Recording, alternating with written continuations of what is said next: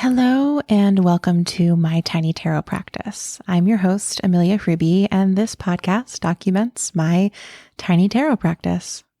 Today's card is the Three of Pentacles. In the Rider-Waite-Smith edition of the tarot, the Three of Pentacles has three figures who are all dressed differently and appear to be in some type of religious space. A lot of people who describe it will call it a cathedral. And we see in that space a flower on the wall. We see three pentacles. We see bricks and an arch. And beneath that arch, we have these three people. Again, they're dressed differently. It seems like one is a monk, and then the interpreters I read say that the others are an architect and a sculptor. I really enjoyed looking at different interpretations of this card because there had never been an intuitive read on it for me. I was like, cool, it's some people making stuff together, sort of together, maybe together. We're working on a project. That's about as deep as I'd ever gone with this card. But when I turned to some of my favorite tarot texts, I love how Jessa Crispin describes it as the building of the cathedral, and thinks of it as the beginning of this long, arduous process, but the process of creating something that's a container for the divine. And I think that can describe the beginning of so many of our creative works, particularly when we begin a new body of work. If we're really channeling the magic, if we're embodying the magician and channeling that divine spirit, channeling the magic from above to the earth, to the pentacles, to the material, then it often looks like this card. It often looks like kind of being at work, looking around, trying to make sense of what you're doing.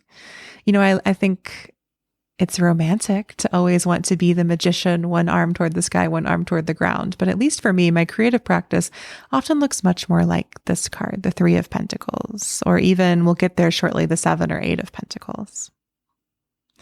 I also really appreciated Rachel Pollack's interpretation of this card, or of an aspect of this card in 78 Degrees of Wisdom, where she talks about how the three figures here in her reading are the monk, the architect, and the sculptor, and they represent water, air, and fire.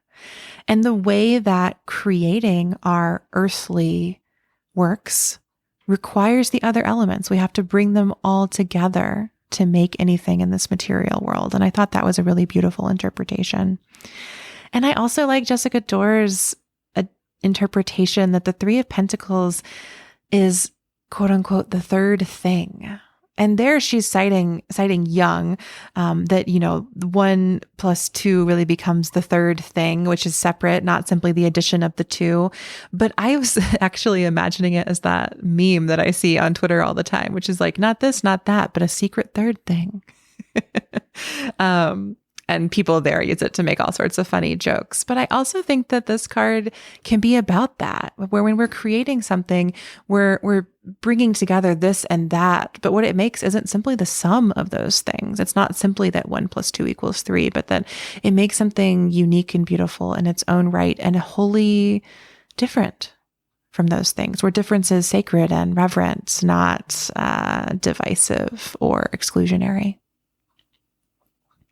So it was really exciting to read this card and visit this card through all of these different thinkers and to dwell on what it might mean for me. I'm really enjoying, in the process of making this podcast, spending time with so many cards in the minor arcana that perhaps I haven't developed personal interpretations for. So I think at this stage, the Three of Pentacles for me is the process of working on a project that's much bigger than myself or ourselves. And it's the reminder that so many things and people have to come together for all of our creative works. And it's an invitation to make creative work communal. That's how I'll be thinking of the Three of Pentacles going forward. If you'd like to reference any of the thinkers or tarot texts that I mentioned today, you can find them all in the show notes in my bookshop. There's a link there that'll take you to a page where I gather all of my favorite tarot books and decks. If you make a purchase through that link, I will receive a small affiliate payment that helps me keep this podcast going. Thank you so much for being here today. I hope that you're enjoying this journey through the pentacles, through the minor arcana, and that your creativity finds ways to enter community today.